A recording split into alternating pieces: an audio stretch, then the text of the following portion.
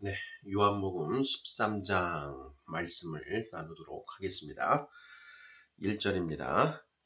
6월절 전에 예수께서 자기가 세상을 떠나 아버지께로 돌아가실 때가 이른 줄 아시고 세상에 있는 자기 사람들을 사랑하시되 끝까지 사랑하시니라. 마귀가 벌써 시몬의 아들 가룟 유다의 마음에 예수를 팔려는 생각을 넣었더라. 2절까지 먼저 보겠습니다. 6월절 전에 예수께서 자기가 세상을 떠나 아버지께로 돌아가실 때가 이른 줄 아시고 때가 이르렀다. 예수님이 이 땅에 오신 목적은 두 가지입니다. 예수님 스스로 말씀하신 두 가지. 첫 번째는 천국의 복음을 전하기 위해서 왔다라는 것이고요. 두 번째는 십자가의 대속제물 되시기 위해서 오셨다라는 것입니다.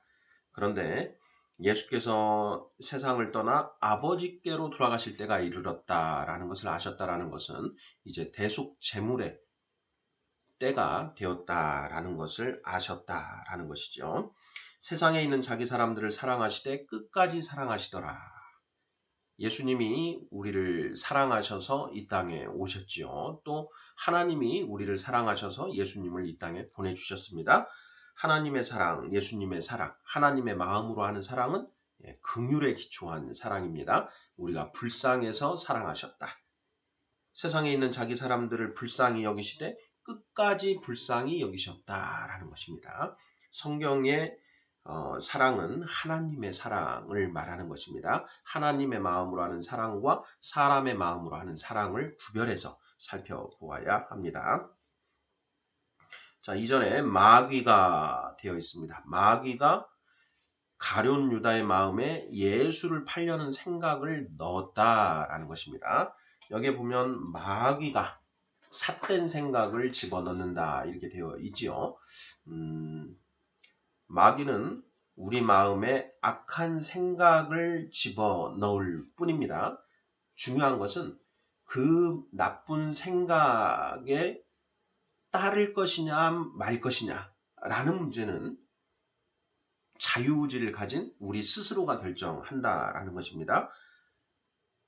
이 부분은 하나님이 우리를 불쌍히 여기시고 예수님의 보혈의 피로 우리에게 성령을 주시고 또 말씀을 주셨는데 하나님은 우리에게 말씀과 성령을 주시는 것까지 하시는 거고요.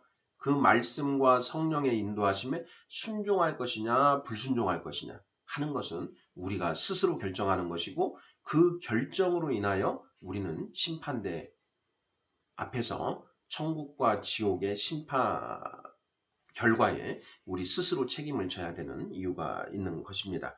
결국 우리가 천국이든 심판이든 그 결과를 받아들이게 되는 데에는 자유의지가 분명히 역할을 하고 있다라는 것입니다.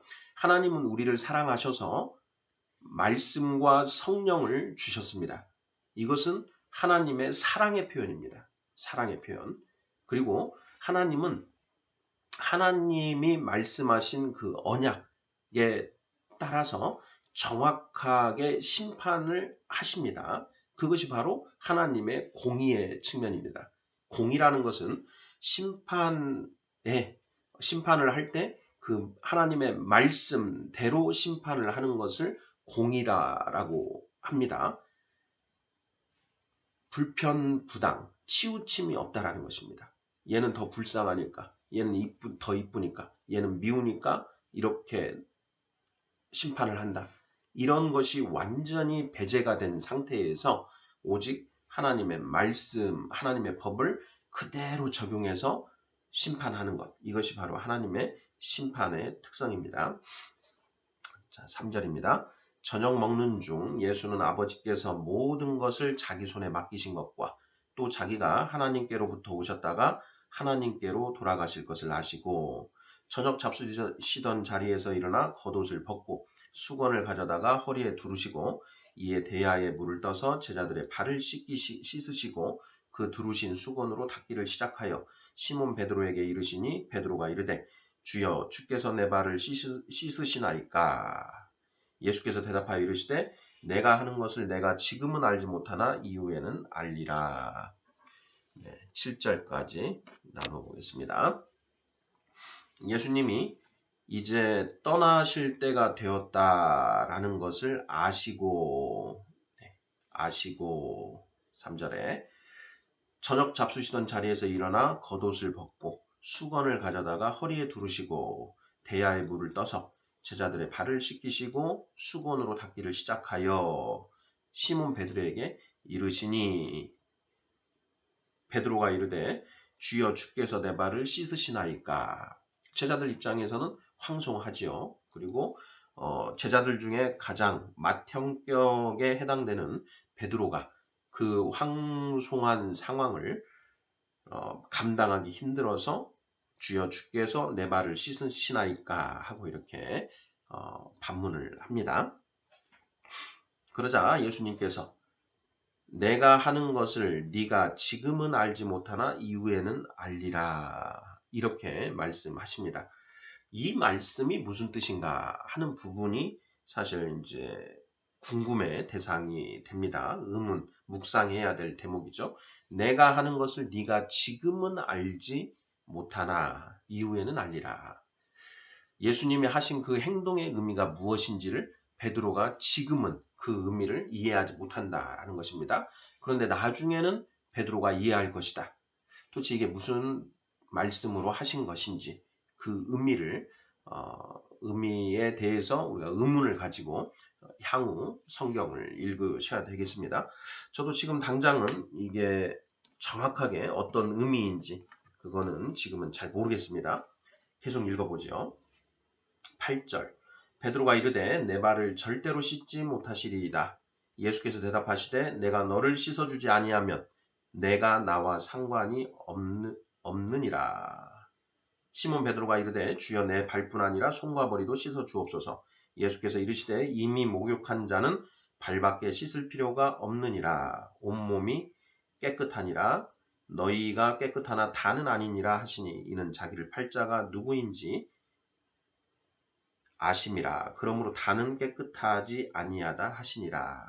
여기에서 끊어보겠습니다. 베드로가 예수님께 내 발을 절대 씻으실 수 없습니다. 황송해서 감당할 수 없다라고 하는 그런 겸양의 표현이라고 할 수 있습니다.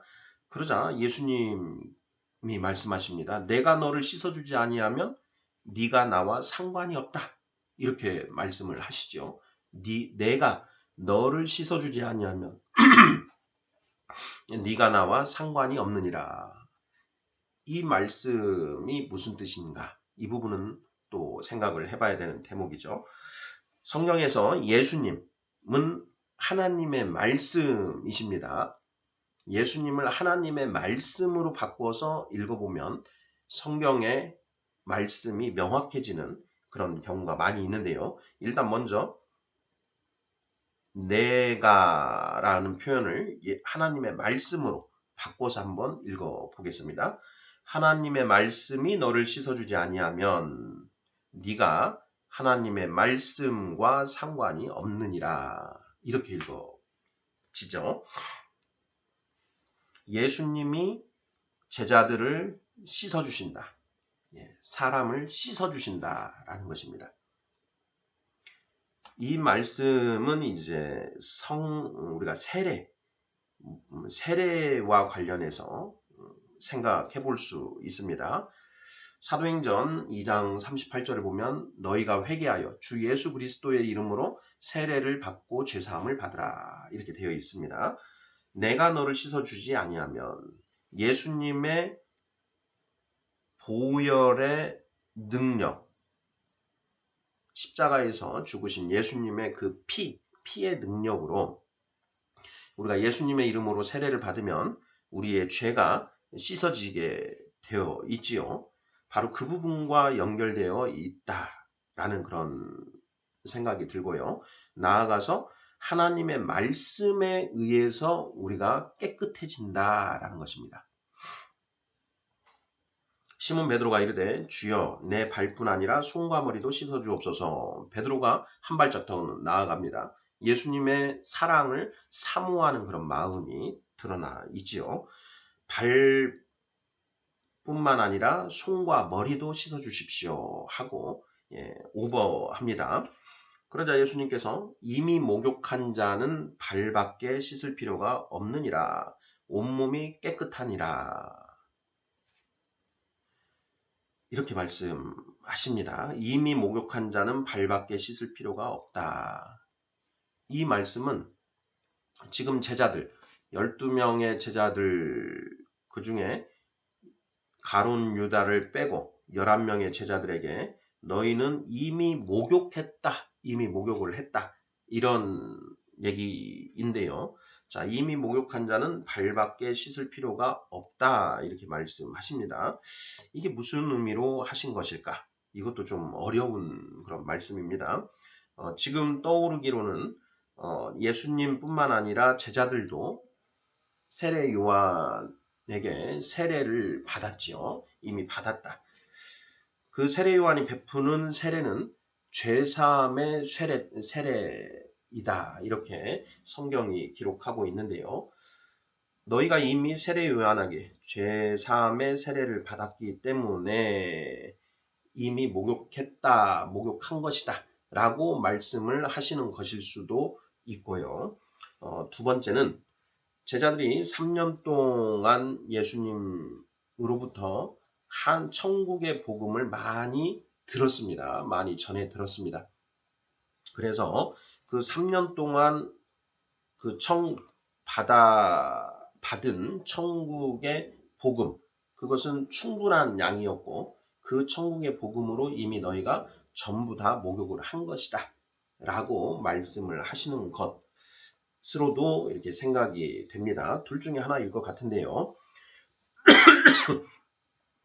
우리가 성경 말씀을 묵상할 때 반드시 성경 말씀의 정확한 그 답은 하나다, 반드시 하나다라는 생각을 가지고 성경을 묵상해야 됩니다. 성경 말씀은 절대 코에 걸면 코걸이, 귀에 걸면 귀걸이가 되는 그런 내용이 아니다라는 걸 명심해야 됩니다. 하나님의 말씀은 풍성하십니다. 풍성. 자, 풍성하다고 해서 그 말씀을 이렇게도 써먹고 저렇게도 써먹고 서로 다른 그 의미 맥락에서 사용해서는 절대 안 됩니다. 우리는 하나님 말씀에 목숨을 건 사람들입니다. 너희가 나를 위하여 목숨을 버리면 너희가 얻을 것이요. 예수님 말씀하셨지요. 나 하나님의 말씀입니다. 너희가 하나님의 말씀을 위하여 목숨을 버리면 너희가 영원한 생명을 얻을 것이다 라는 그런 말씀이죠. 우리는 하나님이 우리에게 은혜로 주신 이 하나님의 말씀, 이 말씀에 목숨을 걸어야 됩니다. 말씀에 목숨을 건다는 것이 도대체 무슨 뜻인가? 이 말씀을 내가 잘못 이해하면, 잘못 깨달으면 죽는다, 지옥 간다 라는 간절한 그런 마음으로 말씀을 읽어야 된다라는 것입니다. 예수께서 이르시되 이미 목욕한 자는 발밖에 씻을 필요가 없느니라. 온몸이 깨끗하니라. 발 외에 나머지는 모두 다 깨끗한 상태다. 이 말씀이 무슨 뜻인지 계속 우리가 묵상을 해야 되겠습니다. 자, 그 다음에는 맥락이 조금 바뀌죠. 자, 너희가 깨끗하나 다는 아니니라 하시니 이는 자기를 팔자가 누구인지 아심이라. 그러므로 다는 깨끗하지 아니하다 하시니라. 12명의 제자들 중에 가룟 유다를 지칭해서 가룟 유다가 있기 때문에 너희가 다 깨끗한 것은 아니다라고 말씀하셨다라는 것입니다.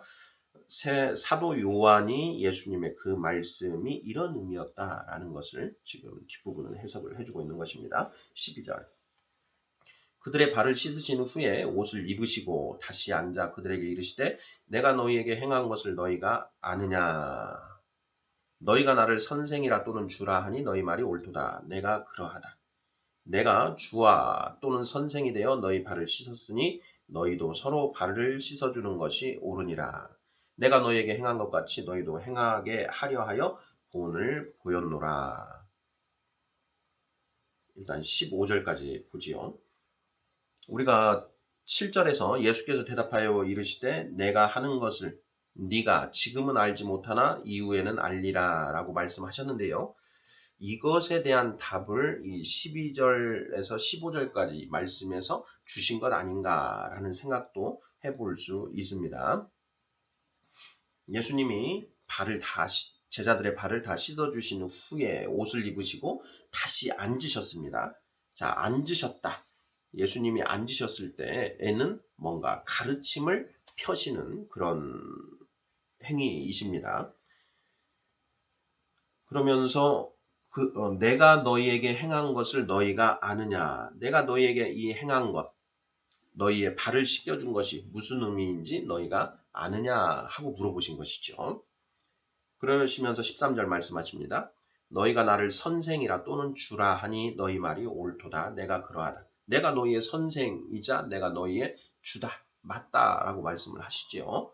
자, 내가 주와 또는 선생이 되어 너희 발을 씻어 주었다. 그러니 너희도 서로 발을 씻어주는 것이 옳으니라. 내가 너희에게 행한 것 같이 너희도 행하게 하리하여 본을 보였다. 이렇게 말씀을 하십니다. 예수님이 제자들의 발을 씻어주신 것, 너희도 그렇게 하라고 권면하기 위해서 내가 본을 보여준 것이다. 이렇게 말씀하십니다. 예수님은 누가 큰 자입니까? 천국에서는 누가 큰 자입니까? 라고 하는 그 질문에 이렇게 대답을 하셨죠. 큰 자는 어떤 자가 큰 자냐? 작은 자를 섬기는 자가 천국에서는 큰 자다라고 이렇게 말씀을 하십니다. 그러니 너희 중에 큰 자가 되려고 하면 작은 자를 섬겨주라라는 그런 말씀을 하십니다. 큰 자와 작은 자, 예, 이 의미, 큰 자와 작은 자, 어떤 의미일까요? 큰 자는 무엇이고 작은 자는 무엇일까? 우리가 물과 성령으로 거듭나면 영적인 갓난아이가 됩니다. 영적인 갓난아이로 다시 태어나는 것이죠. 이걸 거듭남이다 이렇게 얘기를 합니다. 자, 거듭나서 영적인 갓난아이 상태가 되는데요. 하나님의 말씀, 순전하고 신령한 저신 하나님의 말씀을 먹고 그 거듭난 그 새 사람이 조금씩 자라나기 시작합니다. 그렇게 해서 어린아이 단계를 거쳐서 이제 하나님의 말씀 중에 이해하기 어려운 단단한 음식들을 이해함으로써 이 세상이 어떤 곳이고 이 세상에서 우리가 어떻게 사는 것이 정말 옳은 것인지 하는 구원에 이르는 지혜를 얻게 되지요. 그 구원에 이르는 지혜를 얻어가면 점점 더 자라나서 장성한 자가 된다라는 것입니다. 여기에 장성한 자가 바로 큰 자이고 아직 거듭나서 어린아이의 단계에 있는 자가 작은 자라는 것입니다. 자, 큰 자는 장성한 자는 이런 어린아이들을 섬기는 자가 바로 장성한 자다. 그렇게 어린아이들을 섬긴다라는 것은 무엇일까요? 자기가 먼저 깨달은 하나님의 말씀을 같이 전달하고 예전에는 엄마가 아이들에게 예전에 이유식이라든가 우유 같은 게 없을 때 그러니까 우리 6.25 전쟁 끝나고 나서 그렇게 물질이 풍요롭지 않을 때 아이들에게 어머니가 음식을 씹어서 그 음식을 먹여주지요. 그리고 또 새들도 그렇습니다. 벌레를 잡아다가 아직 새끼가 그걸 온전히 소화시킬 수 없으니까 먼저 일정 정도 삭인 다음에 그걸 다시 새끼들한테 먹여주지요. 큰 자가 작은 자를 섬긴다라는 것, 바로 하나님의 말씀, 먼저 본인이 성령님의 조명하심으로 깨달은 그 하나님의 말씀을 먹이고 그 소화를 도와주는 것, 이것이 바로 큰 자가 작은 자를 섬겨주는 그런 행위라는 것입니다. 이 대목에서는 예수님이 너희도 서로 발을 씻어주는 것이 옳으니라. 발을 씻어주는 것이 섬기는 것이다. 섬기는 것. 예수님이 너희의 제자들의 발을 씻어주셨습니다. 제자들이 아직 뭔가 하나님의 말씀을 깨닫지 못해서 뭔가 죄를 범하고 있는 그러한 부분들을 바로 잡아주시는 어떤 그런 걸 말씀하시는 거 아닌가. 저는 그렇게 지금 묵상이 되고 있습니다. 16절 보겠습니다. 내가 진실로 진실로 너에게 이르노니 종은 주인보다 크지 못하고 보냄을 받은 자가 보낸 자보다 크지 못하나니 너희가 이것을 알고 행하면 복이 있으리라. 예. 너희가 이것을 알고 행하면 복이 있으리라. 이것을 알고 행하면 이것은 바로 16절에 말씀하신 걸 의미하죠. 종이 주인보다 크지 못하고 보냄을 받은 자가 보낸 자보다 크지 못하나니 종이 주인보다 크지 못하고 보냄을 받은 자가 보낸 자보다 크지 못하나니 지금 여기에서 보냄을 받은 자는 예수님을 이야기하는 것입니다. 그리고 여기에 주인, 보낸 자는 하나님이시겠죠. 하나님이 예수님을 이 땅에 보내셨다라는 것입니다. 그러니 예수님은 그 보내신 분, 하나님보다 자기가 크지 못하다. 마찬가지로 내가 너희를 세상에 보내노라 라고 예수님이 말씀하십니다. 내가 너희를 세상에 보내노라. 그러면 이 상황에서는 예수님이 보내자가 되는 것이고요. 제자들은 보냄을 받은 자가 됩니다. 그리고 그 제자들은 종이고 예수님은 주인입니다. 그러니 그 제자들이 예수님보다 크지 못하다라는 것을 알아야 된다라는 것입니다. 하나님이 예수님을 보내셨고 예수님이 지금 제자들을 세상에 보내십니다. 자, 그럴 때 이 제자들 그리고 예수님이 나를 보내신 분보다 작은 존재라는 것을 정확하게 알고 행하면 복이 있다. 나의 주님이 계신다라는 것을 알고 행하면 복이 있다. 사도 바울은 이렇게 이야기를 합니다. 너희에게도 하늘의 주인이 계시지 않느냐라는 그런 이야기를 하지요. 종들아 상정들에게 복종하라. 그리고 상전들은 그 종을 사랑하라. 이렇게 말씀하시면서 그 상전들에게 너희의 주인이 바로 하늘에 계시지 않느냐 이런 말씀을 하십니다. 그것과 맥락을 같이 하는 말씀으로 저는 읽혀지고요. 18절 내가 너희 모두를 가리켜 말하는 것이 아니니라 나는 내가 택한 자들이 누구인지 알미라. 그러나 내 떡을 먹는 자가 내게 발꿈치를 들었다 한 성경을 응하게 하려는 것이니라. 지금부터 일이 일어나기 전에 미리 너희에게 일러두면 일이 일어날 때에 내가 그인 줄 너희에게 믿게 하려 함이로라. 19절까지 나누어서 봅니다. 너희 모두를 가리켜 말하는 것은 아니다. 나는 내가 택한 자들이 누구인지 안다. 너희 지금 12명 중에 가룟 유다 하나는 지금 마귀 새끼다. 이런 얘기를 지금 하시는 것이죠.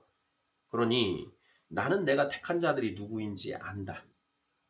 예수님은 사람의 중심을 보십니다. 그러니 그가 정말 그 예수님의 말씀을 받아들이고 있는지 아니면 헛듣고 이쪽 귀로 들어서 저쪽 귀로 새고 있는지 그걸 명확하게 아신다라는 것이죠. 영을 분별하시는 거죠. 네, 너희는 오직 영을 분별하라. 사도 요한이 요한 1서에서 너희는 모든 영을 믿지 말고 그 영을 분별하라 라고 선포를 했는데요. 바로 이 부분과 연결되는 말씀 같습니다.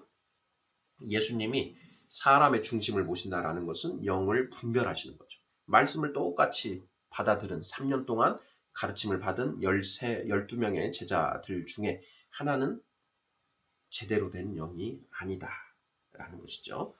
내 떡을 먹는 자가 내게 발꿈치를 들었다.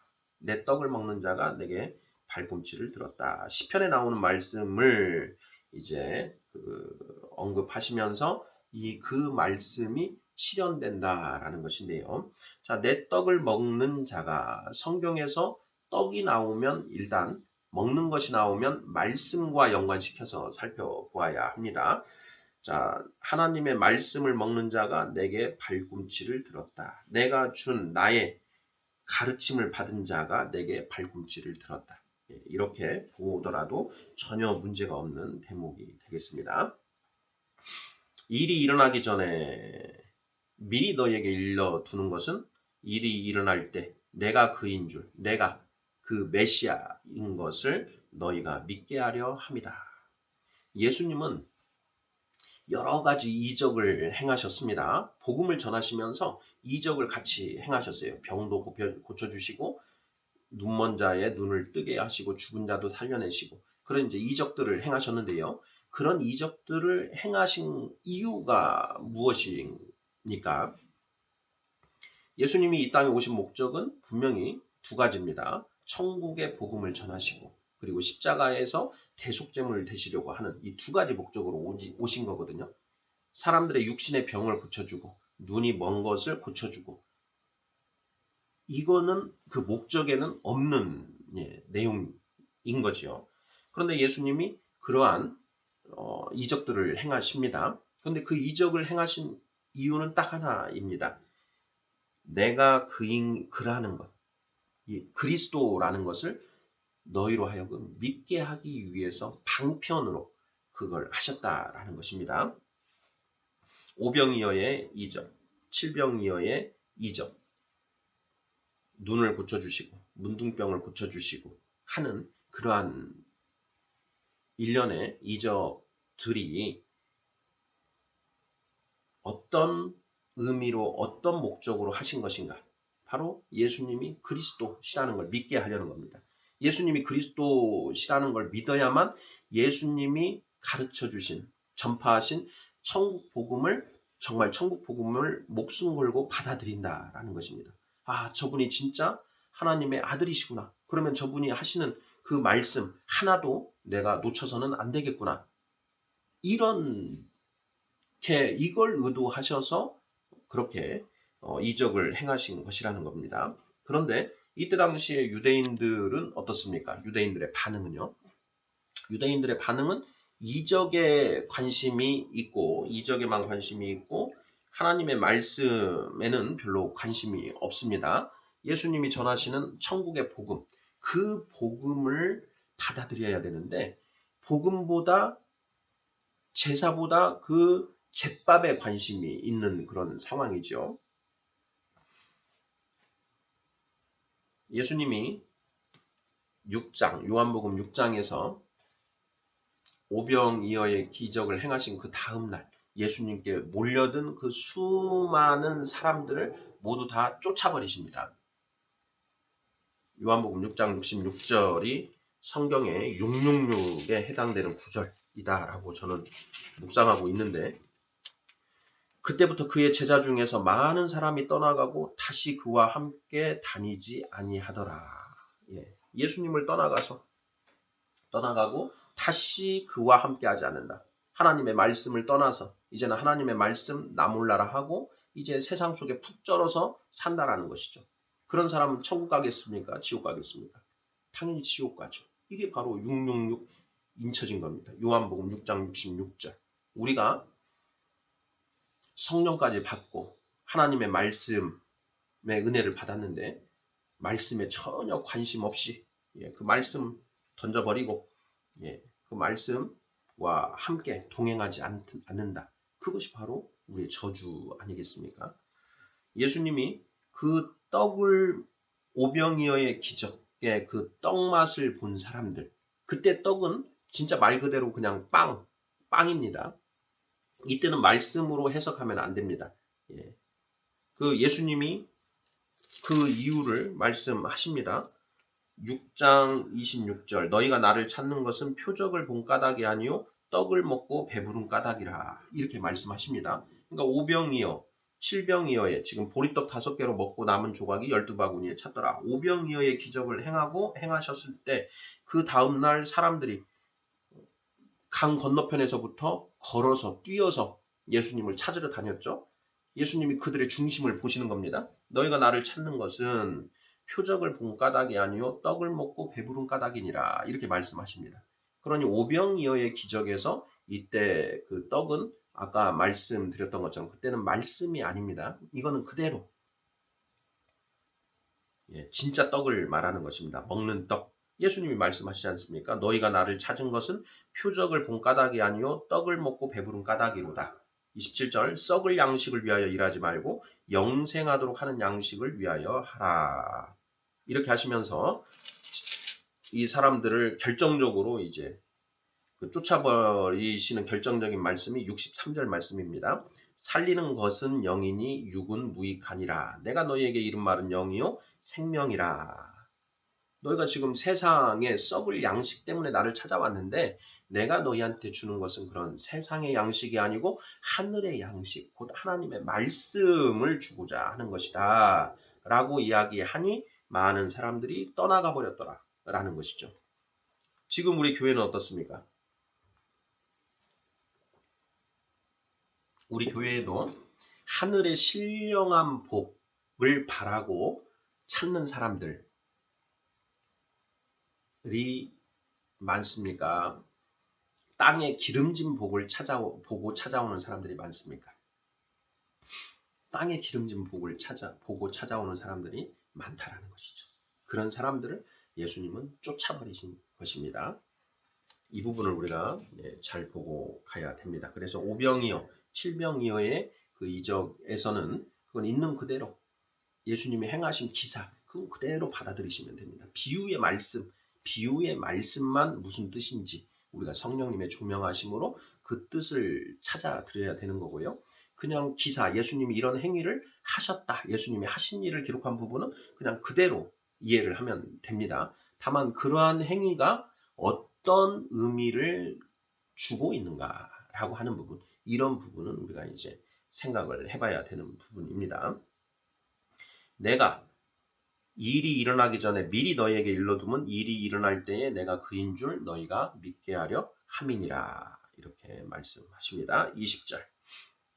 내가 진실로 진실로 너희에게 이르노니 내가 보낸 자를 영접하는 자는 나를 영접하는 것이요 나를 영접하는 자는 나를 보내신 이를 영접하는 것이니라. 예수님이 사도들을 이제 내가 너희를 세상에 보내노라 말씀하셨죠. 예. 그 세상에 보내는데 너희를 받아들이는 사람이 있다면 그는 너희를 받는 것이면서 동시에 나를 받는 것이고 또한 하나님을 받는 것이다 라는 것입니다. 우리가 하나님의 영, 성령님의 은사를 통해서 말씀의 은사, 자, 다들 말씀을 받습니다. 우리는 누구든지 말씀을 받습니다. 말씀을 받는데 그 말씀을 가지고 우리는 장사를 해야 됩니다. 달란트의 비유에서 예수님이 이렇게 하시죠. 예수님이 주인이 떠나가면서 종들에게 금을 나눠줍니다. 금. 다만 재능에 따라서 5달란트, 2달란트, 1달란트 이렇게 나눠주시죠. 달란트의 비유에서 그 주인이 나누어 준 것은 달란트가 아닙니다. 금을 나누어 준 것입니다. 그 금을 나누어 줬고 그 종들은 이제 그 금을 가지고 장사를 합니다. 그래서 그 금을 더 불립니다. 불려서 5달란트의 금을 받은 자가 10달란트의 금을 만들고 2달란트의 금을 받은 자가 4달란트의 금을 만들고 1달란트 받은 자는 그냥 그것을 묵혀둬가지고 그대로 1달란트 그대로 놔뒀다라는 것이죠. 여기에서 금은 무엇인가? 금. 저는 이 금은 하나님의 말씀을 의미하는 것으로 묵상하고 있습니다. 하나님의 말씀을 다 받았다라는 것입니다. 재능에 따라서 5달란트, 2달란트, 1달란트의 금을 받았다. 말씀을 받았다. 그 말씀으로 장사를 하는 것입니다. 장사라는 것은 무엇입니까? 그 말씀 받은 사람들 있을 거 아닙니까? 금을 가진 사람들, 성도들이죠. 성도들과 그 말씀을 서로 주고받고 하면서 하나님의 뜻이 무엇인지 점점 찾아가는 행위. 그래서 하나님의 말씀을 서로 주고받고 하는 것. 그것이 장사하는 거라는 겁니다. 그걸 통해서 5달란트의 하나님의 말씀을 받은 자가 10달란트의 말씀을 깨달은 것입니다. 5달란트를 받았는데 10달란트만큼의 말씀을 더 깨달은 것이죠. 그리고 그 말씀을 사서 더 불려놓은 것입니다. 말씀으로 우리는 성장합니다. 우리가 말씀이 우리 안에 5달란트 있을 때는 어린아이였는데 10달란트 있어서 장성한 자가 되었다. 더 커지는 겁니다.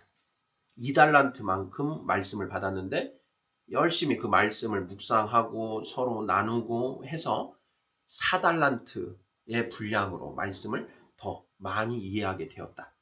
그런데 1달란트 받은 친구는 똑같은 말씀 1달란트를 받았는데 그 말씀 묵상도 안 하고 또 다른 성도들하고 지체들과 그 말씀을 더 나누지도 않고 장사하지 않는 것입니다. 그래서 그냥 깨달음이 그대로 있더라라는 것입니다. 누가복음에는 열문화의 그 비유로 나오죠. 은 열문화. 그 주인이 종들 10명에게 은을 한 문화씩 나누어 줬습니다. 똑같이 한 문화씩. 이때는 조금 비유의 그 양식을 조금 예수님이 바꾸셨습니다. 똑같은 말씀을 하나씩 주셨다라는 거예요. 그런데 어떤 사람은 그 한 문화의 말씀을 가지고 열심히 장사해서 10문화를 만들고 어떤 사람은 5문화를 만들었습니다. 그런데 이 사람은 장사도 안 하고 그냥 내버려둬서 그냥 한 문화 그대로다. 한 문화 그대로 있는 사람. 예수님이 우리를 사랑하셔서 다들 한 문화씩은 다 주셨다라는 겁니다. 그런데 그것을 가지고 열심히 장사한 사람들, 이런 사람들, 어느 단계에 올라간 사람들, 그 사람들은 천국으로 들어가고 내버려 두고 그냥 한 문화 그대로 가지고 있는 사람은 이 무익한 종아, 너는 감옥으로 들어가라. 이렇게 하셨다라는 말씀입니다. 장사하라. 장사한다라는 것은 하나님의 말씀을 계속 묵상하고 우리 말씀 묵상한 그 지체들과 같이 그 말씀을 계속 서로 얘기하고 나누고 강론해서 그 말씀을 점점 더 풍성하게 만들어가는 것. 내가 하나님의 뜻을 점점 더 알아가는 것을 말합니다. 그것을 해야만 합니다. 그거 안 하면 천국 못 갑니다. 21절 예수께서 이 말씀을 하시고 심령이 괴로워 증언하여 이르시되 내가 진실로 너희에게 이르노니 너희 중 하나가 나를 팔리라 하시니 제자들이 서로 보며 누구에게 대하여 말씀하시는지 의심하더라. 21절에 예수님이 심령이 괴로워 증언하여 이르시되 이 부분요. 이 부분도 우리가 깊이 묵상을 해야 하는 대목입니다. 자, 예수님이 심령이 괴롭다라고 되어 있습니다. 우리가 묵상해야 될 부분은요. 왜 괴로우실까? 심령이 왜 괴로우실까입니다. 흔히 먼저 생각해 볼 수 있는 부분은 예수님이 이제 십자가에서 죽으셔야 되는데 그 십자가에서 받으실 그 고난을 생각하니 마음이 무겁다. 이렇게 생각해 볼 수도 있겠고요. 두 번째, 저는 단서가 그 뒤에 있다라고 봅니다. 내가 진실로 너에게 이르노니 너희 중 하나가 나를 팔 것이다. 예수님이 3년 동안 동거동락하면서 하나님의 말씀을 전한 12명의 그 제자들. 예수님은 그 제자들을 모두 긍휼히 여기셔서 이 땅에 오셨고 또 그 12명의 제자가 이제 세상에 예수님이 그들을 파송을 하십니다. 그 파송을 통해서 이 제자들이 하나님의 나라, 예수님의 교회, 예수님의 몸된 교회를 더 점점 확장해야 되는 그런 임무를 가지고 있는 건데요. 그 중에 하나가 나를 배반한다라는 것입니다. 배반한다. 우리가 아까도 말씀을 드렸지만 하나님은 우리에게 자유의지를 주셨습니다. 자유의지를 주셨고 자, 우리에게 구원의 길로 나아갈 수 있는 그 길도 열어주셨습니다. 그런데 그 길을 우리 앞에 열어주셨는데 그 길을 정작 걸어가야 되는 것은 우리입니다. 성령님은 계속 이리 와라, 이리 와라 하고 부르십니다. 그게 견인입니다. 성령이 우리를 자꾸 부르시는 거예요. 하지만 끝까지 안 오는 존재들이 있습니다. 그 부르심에 순종해서 그 하나님의 말씀의 길을 따라서 가는 사람이 있는가 하면 그것을 거부하고 세상의 길로 가는 사람, 존재들이 반드시 있다라는 것입니다.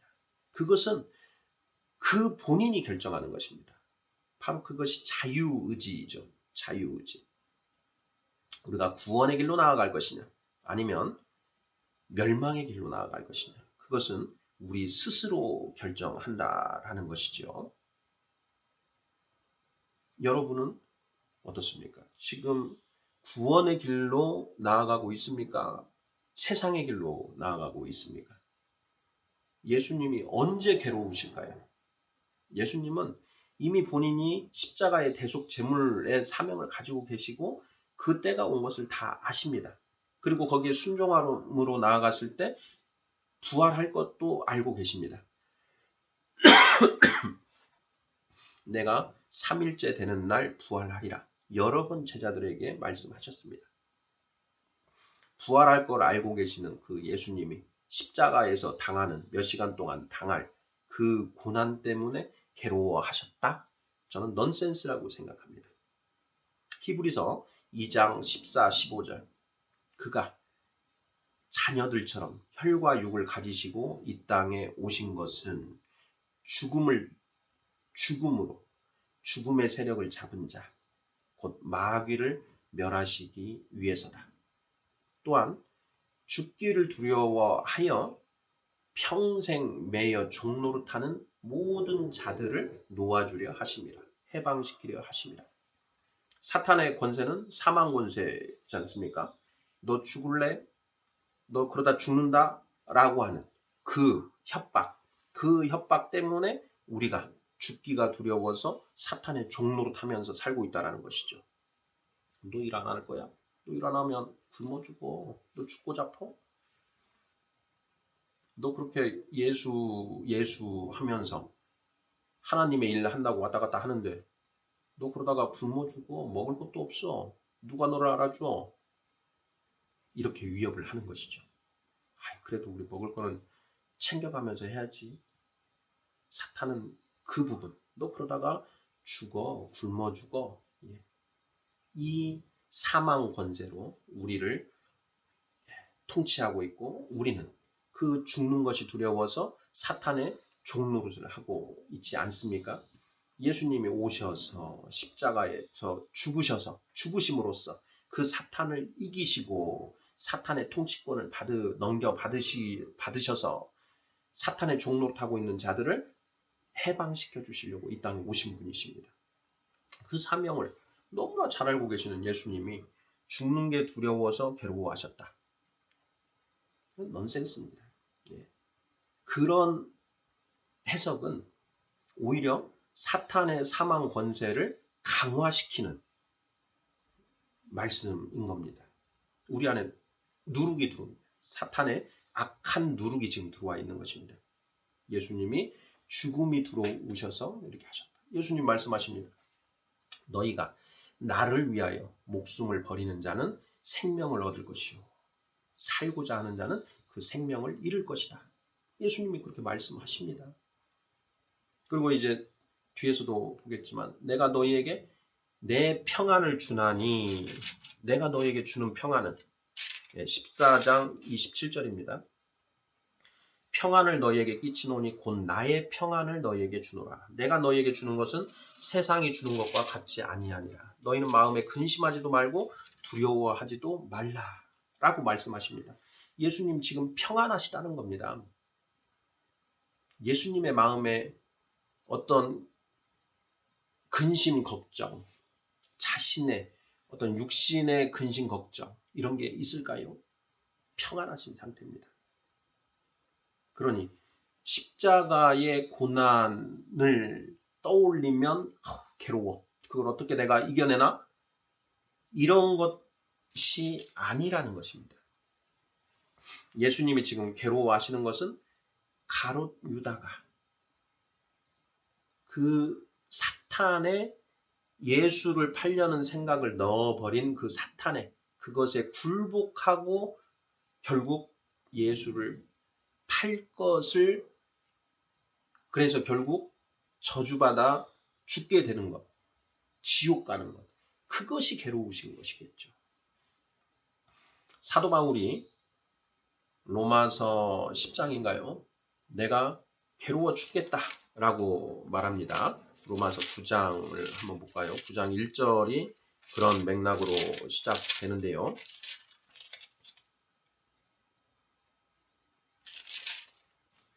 내가 그리스도 안에서 참말을 하고 거짓말을 아니하노라. 나에게 큰 근심이 있는 것과 마음에 그치지 않는 고통이 있는 것을 내 양심이 성령 안에서 나와 더불어 증언하노니. 사도 바울 장성한 자입니다. 그 장성한 사도 바울이 그 안에 큰 근심이 있고 그치지 않는 고통이 있다는 것입니다. 그치지 않는 고통이 있다. 그 이유가 무엇이냐? 3절입니다. 나의 형제 곧 고륙의 친척을 위하여 내 자신이 저주를 받아 그리스도에게서 끊어질지라도 원하는 바로라. 사도 바울이 처음 하나님의 은혜를 받았던 동족 이스라엘이 예수 그리스도를 받아들이지 못하는 것을 보고 마음이 너무너무 아픈 겁니다. 여전히 구약의 율법에 얽매여서 오직 참 생명 되신 예수 그리스도를 받아들이지 않고 있다. 그 모습을 보는데 마음이 찢어지는 겁니다. 하나님의 선택받은 이스라엘 그 민족이 정작 하나님의 아들 예수님을 알아보지 못하고 예수님을 받아들이지 못한다. 그것을 보는데 너무 안타깝고 고통이 있다는 것입니다. 내 자신이 저주를 받아 그리스도에게서 끊어질지라도 당신들이 예수를 받아들이기를 간절히 원한다. 이렇게 이야기를 하지 않습니까? 장성한 자들의 마음에 고통이 있습니다. 예수님이 괴로워하시듯이. 뭡니까? 복음을 받아들이지 않는 불쌍한 세상 사람들. 그 사람들을 보면 괴롭고 마음이 찢어지는 겁니다. 저도 제 부모 형제에게 복음을 전하는데요. 잘 안 받습니다. 너무 마음이 아픕니다. 여러분도 다 경험하실 겁니다. 주변에 부모 형제들, 친인척들, 그리고 직장 동료들, 그리고 학교 동문, 친구들. 복음을 전하는데 안 받아들일 때 너무 마음이 아프시죠. 바로 그 마음입니다. 사도 바울. 예수님의 마음, 심령이 괴로워 증언하여 이르시되 내가 진실로 너희에게 이르노니 너희 중 하나가 나를 팔리라. 이때 예수님이 기쁜 마음으로 하셨을까요? 그 말씀을 하시면서 지금 침통한 표정으로 이런 말씀을 하시는 것이죠. 제자들이 서로 보며 누구에게 대하여 말씀하시는지 의심하더라. 의문을 갖는다. 누굴까? 누가 예수님을 배반한다라는 말씀이실까? 이런 얘기죠. 23절. 예수의 제자 중 하나 곧 그가 사랑하시는 자가 예수의 품에 의지하여 누웠는지라. 시몬 베드로가 머리짓을 하여 말하되 말씀하신 자가 누구인지 말하라 하니 그가 예수의 가슴에 그대로 의지하여 말하되 주여 누굽니까? 누구니까? 예수께서 대답하시되 내가 떡 한 조각을 적셔다 주는 자가 그니라 하시고 곧 한 조각을 적셔서 가룟 시몬의 아들 유다에게 주시니 조각을 받은 후 곧 사탄이 그 속에 들어간지라. 이에 예수께서 유다에게 이르시되 내가 하는 일을 속히 하라 하시니 이 말씀을 무슨 뜻으로 하셨는지 그 앉은 자 중에 아는 자가 없고 어떤 이들은 유다가 돈꾀를 맡았으므로 명절에 우리가 쓸 물건을 사라 하시는지 혹은 가난한 자들에게 무엇을 주라 하시는 줄로 생각하더라. 유다가 그 조각을 받고 곧 나가니 밤이러라. 성경 말씀은요, 영적인 의미와 문자적인 의미가 있는데요. 구약 성경 말씀이 실현이 될 때, 영적인 의미에서 실현이 이루어지는데 또 동시에 우리를 위해서, 우리 어리석은 우리들을 위해서 문자적인 의미의 실현도 같이 이루어집니다. 예수님이 내 떡을 먹는 자가 내게 발꿈치를 들었다 한 성경을 응하게 하려는 것이라 이렇게 말씀을 하셨죠. 18절에서 말씀하셨습니다. 그때 내 떡은 예수님의 가르침, 천국 복음, 하나님의 말씀을 먹은 자가 내게 발꿈치를 들었다. 영적인 의미는 여기에 떡은 하나님의 말씀입니다. 하나님의 하늘의 진리를 들은 자가 배신했다라는 얘기죠. 그런데 문자적인 의미, 그 떡을 먹은 자가 그 문자적인 의미도 보여주시는 겁니다. 그래서 예수님이 내가 떡을 찍어서 그 떡을 먹은 자가, 내가 그 조각을 먹은 자가 그다, 나를 배신할 자다 하고 가룟 유다에게 그 조각을 접수해서 주셨다는 것이죠. 자, 이때까지도 예수님은 유다야, 마음을 돌이켜라. 그러면 안 된다. 라고 지금 경고를 주시고 계시는 겁니다. 그런데 조각을 받은 후에 사탄이 그 속에 들어갔다. 유다가 마귀가 예수를 팔려는 생각 넣은 것을 실행하기로 결단했다라는 것입니다. 그 결단은 자유의지에 기해서 결단하는 것입니다. 사탄이 그 속에 들어간지라. 이에 예수께서 유다에게 이르시되 네가 하는 일을 속히 하라. 말씀하십니다. 예수님은 끝까지 기회를 주셨지만 이제 유다가 결단한 걸 아시고 그래, 네 일을 하라 라고 말씀을 하시는 것이죠. 제자들은 그 말씀의 의미를 깨닫지 못합니다. 30절 유다가 그 조각을 받고 곧 나가니 밤이더라.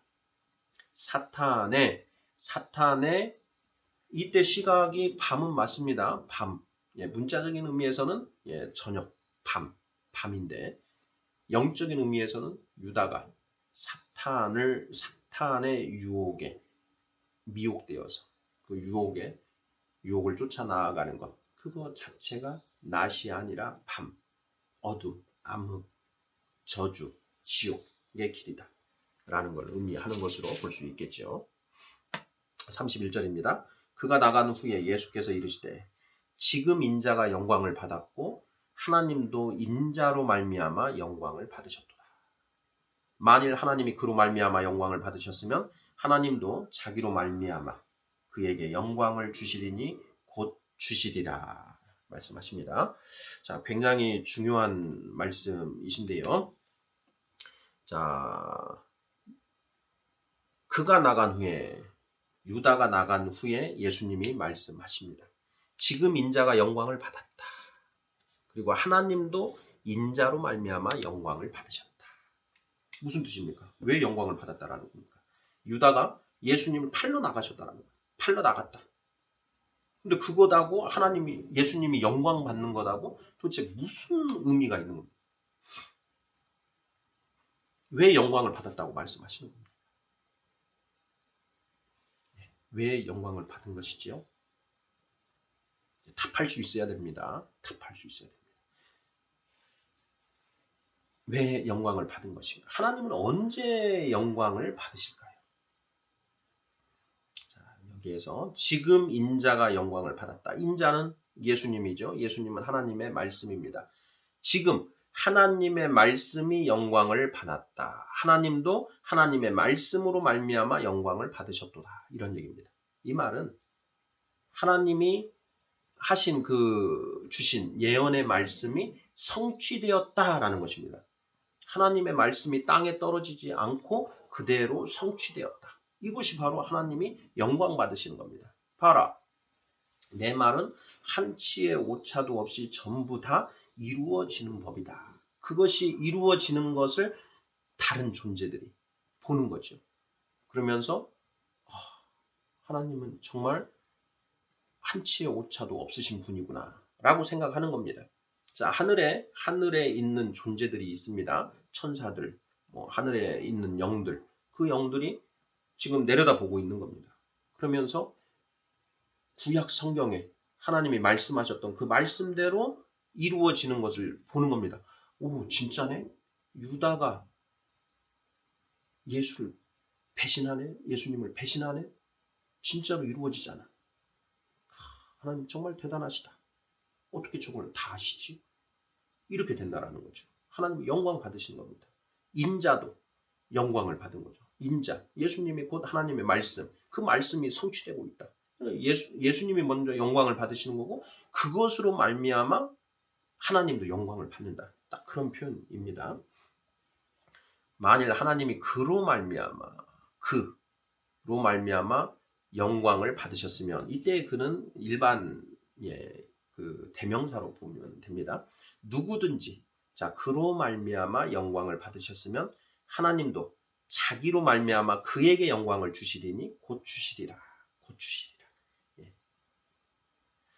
우리가 이것은 우리 성도들에게 주시는 말씀입니다. 자 우리가 우리로 말미암아서 하나님이 영광을 받으십니다. 그러면 하나님이 나에게도 영광을 주신다라는 거예요. 예. 자, 그럼 여기서 정말 중요한 게 있는데요. 바로 이 대목입니다. 어떻게 내가 나로 말미암아 하나님이 영광을 받으신가? 언제? 그로 말미암아 영광을 받으셨으면 나로 말미암아 하나님이 영광을 받으셨다. 이게 무슨 뜻인가? 언제 하나님이 영광을 받으시는가? 이겁니다. 이 말씀을 정확하게 이해하고 있어야 됩니다. 자, 언제 하나님이 나로 말미암아 영광을 받으실까요? 여러분이 언제 하나님께 영광을 올려드리는 겁니까?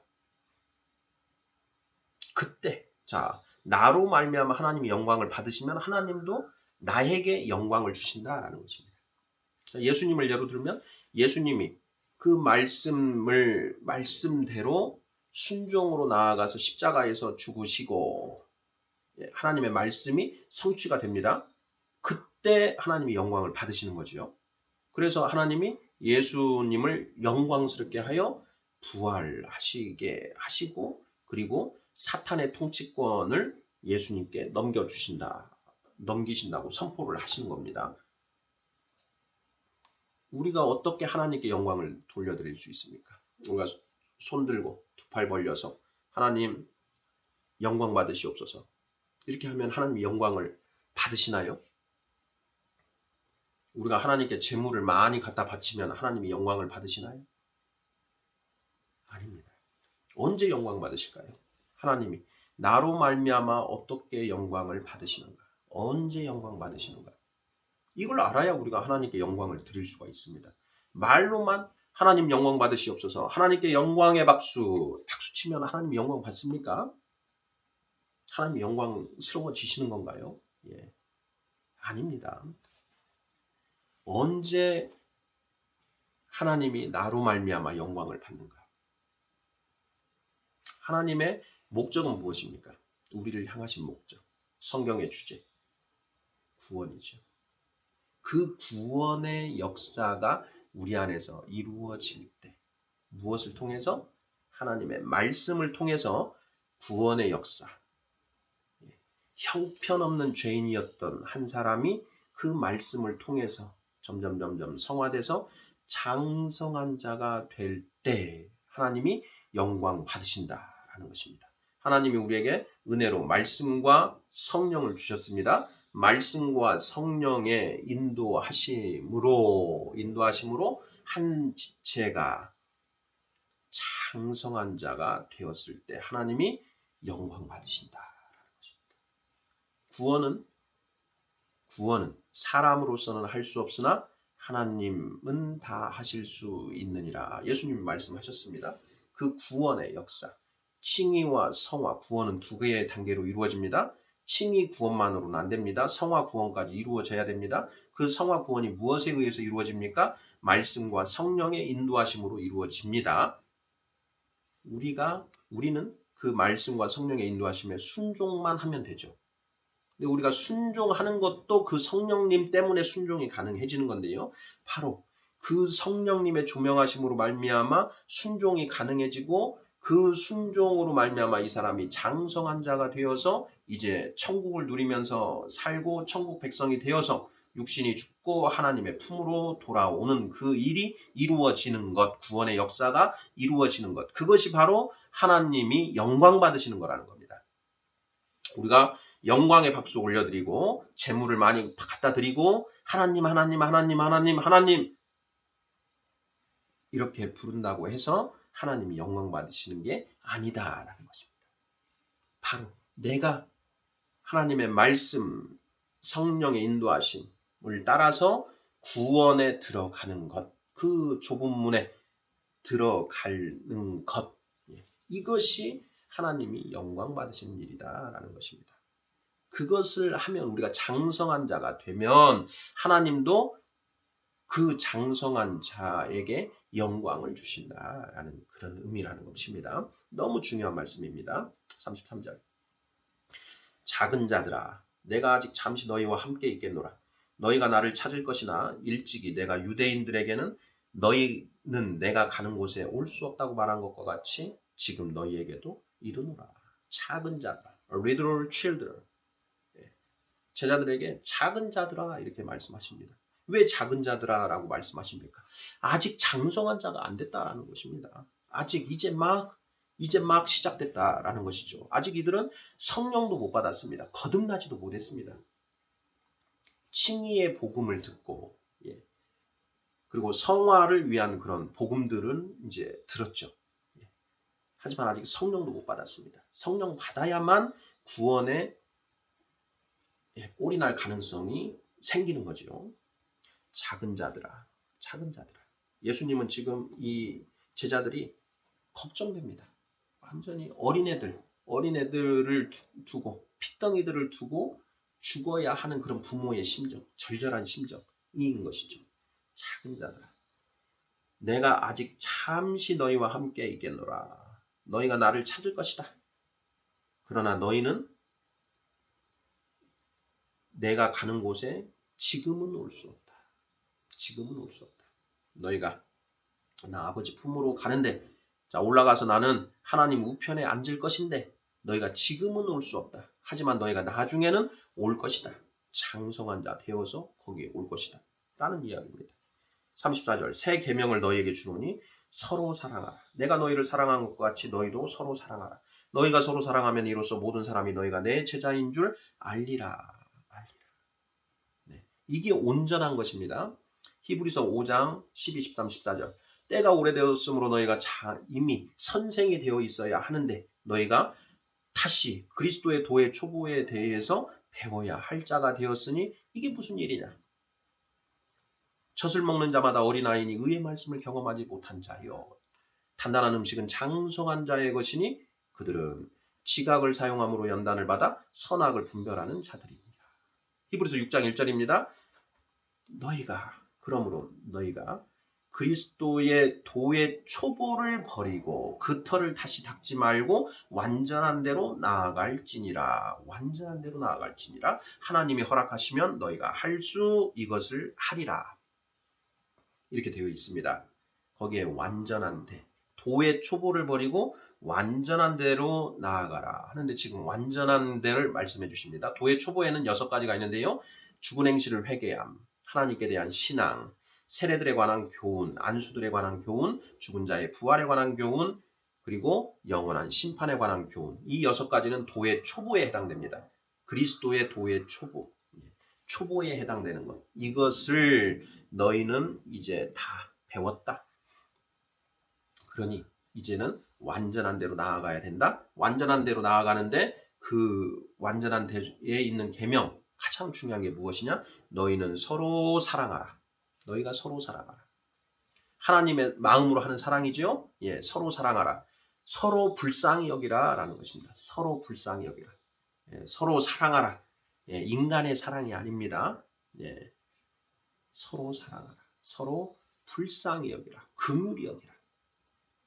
너희가 서로 불쌍히 여기면 이로써 모든 사람이 너희가 내 제자인 줄 알 것이다.